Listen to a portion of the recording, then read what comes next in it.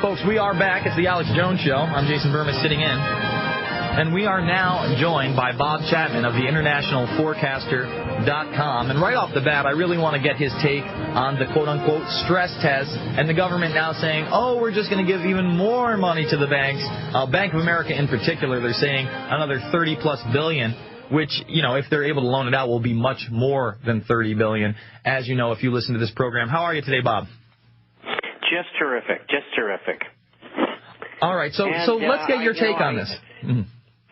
First of all, many of these banks and financial firms such as brokerage houses on Wall Street, AIG, other insurance companies, they are carrying CDOs and ABSs off balance sheet, and they're still doing it.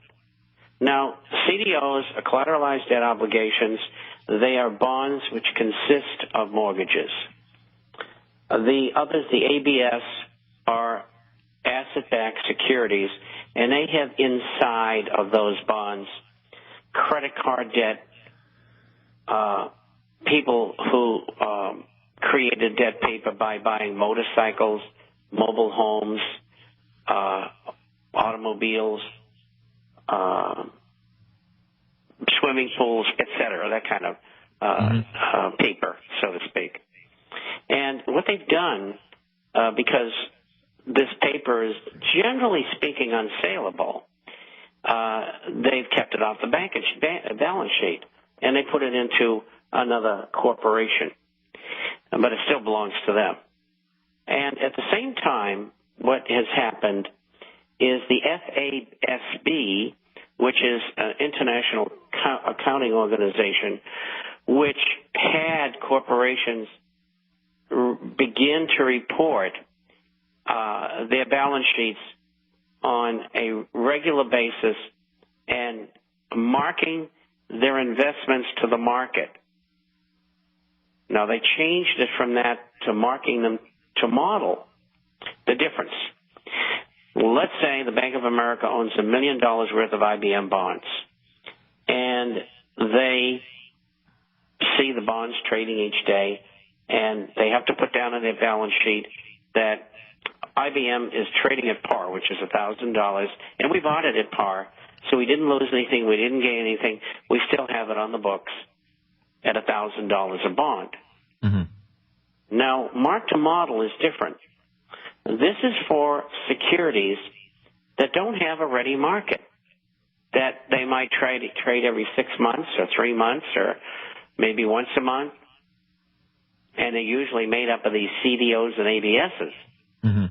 Well, as we all know now, that these instruments that were sold at par, which is $1,000 each, they were called AAA when they were in fact triple B, is the difference between 10 and 3 or 4, that they're selling for when they do anywhere between 10 cents and 50 cents in the dollar. And these entities, like these banks, are carrying on the books mark to model, whatever they feel like it. Whatever they say it's worth, that's what it is. And the government says, just make it reasonable. So instead of putting them in a par, which is ridiculous, they might put them in at 85 or 80 cents or 75. So they're carrying a whole bunch of investments that are not worth what they say they are. So the situation with these banks and many others, pension funds, mutual funds, brokerage firms, they're carrying paper like that, paper being bonds, and everything that they're telling you is bogus. So what's the impact going to be on the average American citizen? What's going to happen eventually is the inflationary aspects being created by the Fed will be offset eventually by the deflationary aspects that they're trying to drown out and have been for 5.5 years. So the next step will be a switch from inflation or hyperinflation, probably 2 to 3 years down the road, to deflation and a total collapse. And they know this does not work. It could work on a small scale, but not with the debt that they have today. Now, as that happens, do you see them using these SDR units to take over as the world reserve currency? It kind of looks like it's headed that way right now. The dollar will be dropped as the world reserve currency. They brought in these SDR, or special drawing rights units, after the G20. Mexico recently took $47 billion in SDRs due to the quote-unquote swine flu. I mean, what's the progression of this new global currency? All it is a bookkeeping entry. Mm-hmm. It's another bigger Federal Reserve. Mm-hmm. They're creating it out of thin air. Mm-hmm. And they've been around since 1968, 69, and they've been a disaster. I mean, they've never worked. Mm-hmm. It's just another method of putting it off. And so nobody has to come up with any money to give money to the government in Mexico, because they just debit their book, credit their book, and debit the Mexicans for the amount of money that's been lent to them. And so they have these special drawing rights that don't mean anything. They're backed by nothing. They're another fiat currency. And they will collapse as well, probably simultaneously with the dollar and other assets. They're not going to work. But the public so then what will happen to the IMF? They don't listen to this program. Mm-hmm. So then what will happen to the IMF and the Federal Reserve and the World Bank after something like that occurs? They all go broke. And what do you think? They just create a new entity out of the three? Well, that's what I think they'd like to do.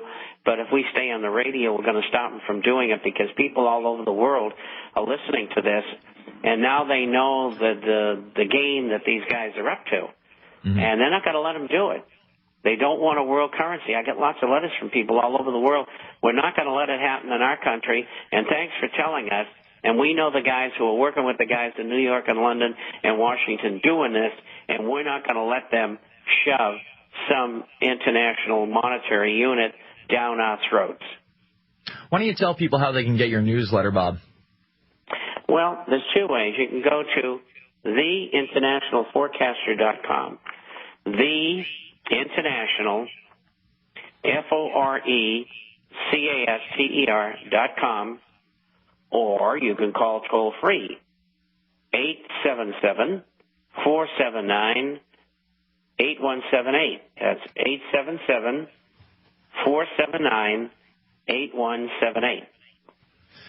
I want to shift gears now to this latest DHS document that we've been reporting on since last week, the Domestic Extremism Lexicon, that in the first paragraph of the first page it says, this is for non-Islamic extremism that poses a threat to the United States. They say it's unclassified, but for official use only. It's exempt from an FOIA request, and it's law enforcement sensitive. And this thing, right off the bat, is going after the alternative media, which is defined by a term used to describe various information sources that provide a forum for interpretations of events and issues that differ radically from those presented in the mass media products and outlets. And now, it doesn't say we're going to cause terror. It doesn't say that we're causing violence, but we're the extremists. We're the terrorists. Speak on that for a moment.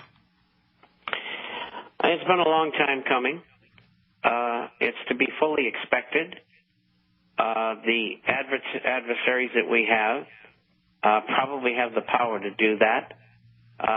They want to take us off the air. We're reaching millions of people every day. I mean, what is Alex on 9 hours a day? I probably do maybe 6 or 7, 8 hours of programming a day, and we're killing them. Mm-hmm. Because the world is finding out who the bad guys are. And so you can expect that they will try to use that.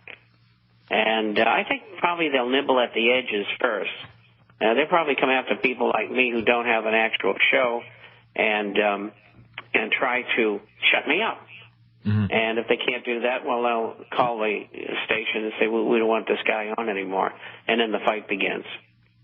And now we're seeing real parts of the MIAC report coming home to roost. We had a couple calls here and there saying I was pulled over for a Ron Paul bumper sticker, but nothing that was reported in mainline media. And now we have a story over at InfoWars and Prison Planet that a Louisiana driver was stopped and detained for having a "Don't Tread on Me" bumper sticker on his vehicle and warned by a police officer about the subversive message it sent, according to the driver's relative.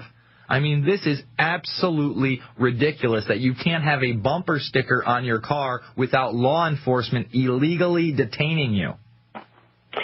Well, they can do what they want as long as they can do it. But that sort of approach, and an approach of shutting Alex and you and all the people like us off the air, is going to force the American people in the midst of a depression, and that's what we're in, to take action. And if law enforcement continues to do that and on a federalized basis, we'll call it, well, they can expect that they're probably going to have problems.